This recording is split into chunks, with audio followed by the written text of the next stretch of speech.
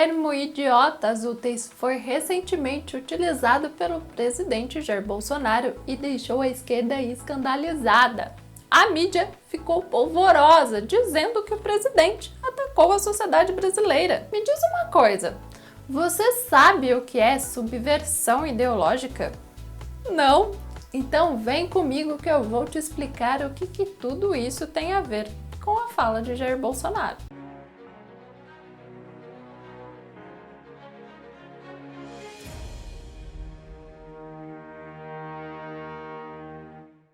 Subversão ideológica é a técnica aplicada pela Agência de Inteligência da antiga União Soviética, a KGB, com o intuito de atacar anonimadamente e devastadoramente outros países. A técnica foi divulgada em 1983 por Yuri Bezmenov, um ex-agente da KGB.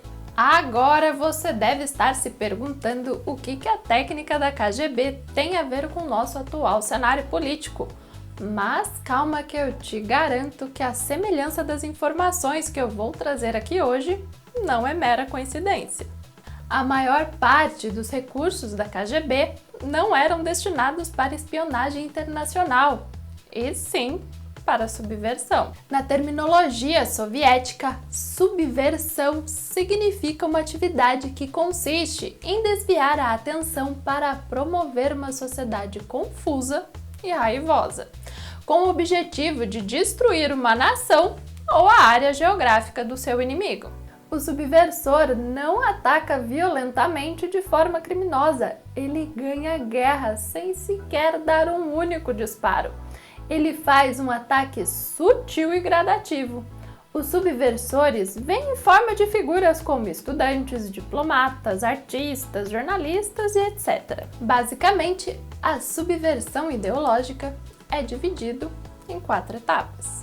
A primeira etapa é a desmoralização da sociedade, que leva em torno aí de uns 15 a 20 anos, tempo suficiente para educar uma nova geração. Essa etapa inclui influenciar várias áreas onde a opinião pública é formada e moldada, como religião, educação, vida social, estrutura de poder, lei e ordem e relações de trabalho. A religião deve ser destruída e ridicularizada, sendo substituída por várias seitas e cultos, a ponto de distrair a atenção das pessoas de sua matriz de fé. E eu tô aqui hoje para dizer para vocês que Jesus é travesti, sim! Jesus é transexual, sim! Jesus é bicha, sim! A educação deve distrair os alunos de aprenderem algo que seja realmente construtivo, pragmático e eficiente, ao invés de matemática, física, línguas estrangeiras, química. É ensinado histórias do conflito urbano, sobre a natureza, sobre a sexualidade e qualquer outra coisa que afaste o aluno do que realmente é importante.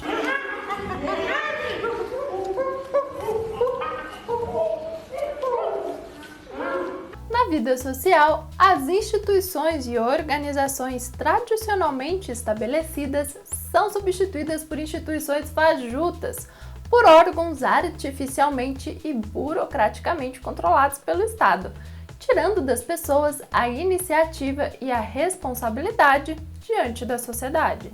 Ao invés de uma vida social, de amizade e paz, é implantado uma sociedade segregada, criando a ideia de luta das minorias.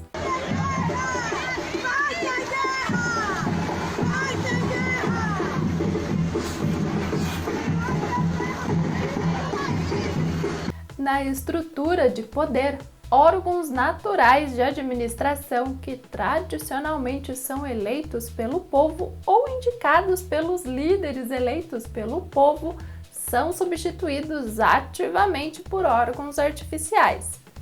Órgãos com grupos de pessoas que ninguém elegeu e, ainda pior, ninguém gosta deles, mas mesmo assim eles existem. E um desses grupos é a mídia.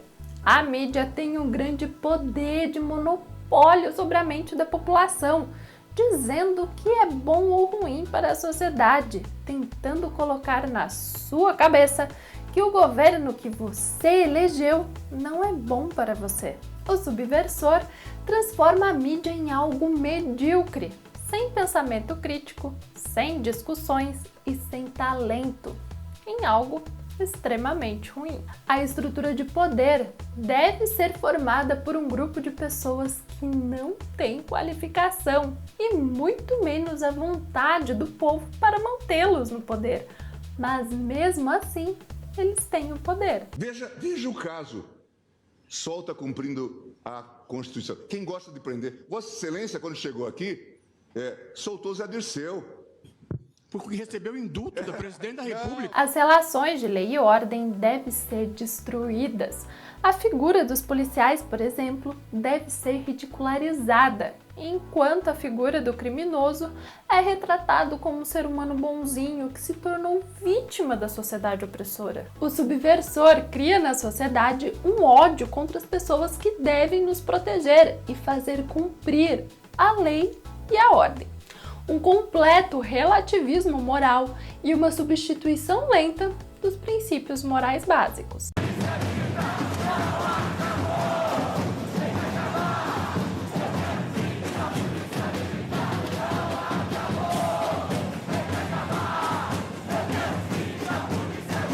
As relações trabalhistas são completamente destruídas e toda negociação entre patrão e empregado é excluída.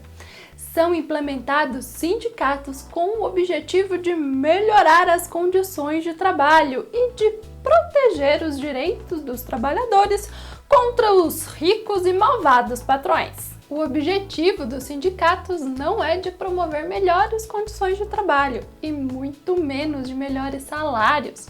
O objetivo deles é de disseminar uma ideologia, implantando um mantra na cabeça das pessoas: o direito dos trabalhadores.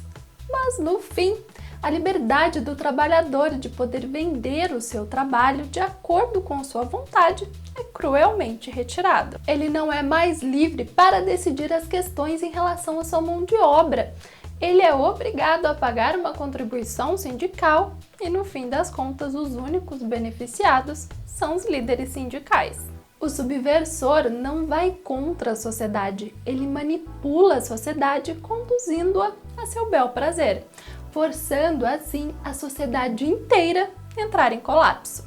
Ele embute na cabeça das pessoas a teoria da igualdade, de que todos somos iguais e que o mérito não existe. Na verdade, no socialismo todos são iguais, só que na pobreza. E para conseguir tudo isso, o subversor precisa de uma peça que, apesar de extremamente importante, tem que ser aí meio burrinha, que não pense por si, que repita os mantras sem entender exatamente o que significam e que seja facilmente manipulado. E esses são os idiotas úteis. Após a desmoralização, onde nada mais na sociedade funciona, onde a relativização impera e os limites de bom e ruim, bem e mal, certo e errado já não fazem mais sentido, entra em cena a próxima etapa: a desestabilização. E é exatamente essa etapa que queremos evitar que se conclua ao eleger Jair Bolsonaro. Como o nome já diz, a desestabilização tem o objetivo de desestabilizar tudo, todas as relações, todas as instituições e todas as organizações. Nesse ponto, as áreas se restringem para a economia, relações trabalhistas, lei e ordem e mídia. Na desestabilização, é impossível chegar a um acordo. É impossível ter um debate construtivo. É a radicalização das relações humanas. Os estudantes, padres, classe artística se colocam dentro das questões políticas, transformando tudo em uma luta constante, estimulando trabalhadores contra patrões, negros contra brancos, mulheres contra homens e homossexuais contra héteros. A desestabilização leva diretamente para a próxima etapa, a crise.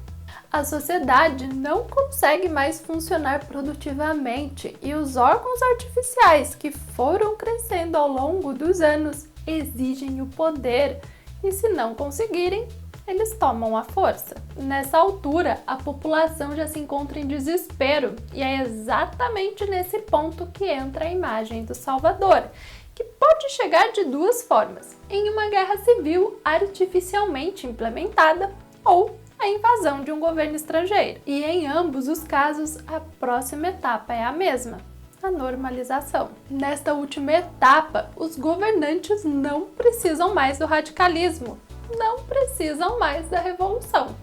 E é a hora de estabilizar o país através da força. E toda a massa de manobra, os idiotas úteis, são eliminados. Os novos governantes, normalmente escondidos atrás da figura de um ditador, precisam de estabilidade para conseguir explorar a nação. E os idiotas úteis, os militantes revolucionários, não são mais necessários. E, se for preciso, são eliminados fisicamente. E reverter o processo de subversão neste ponto é algo praticamente impossível e só pode ser revertido com força bruta militar.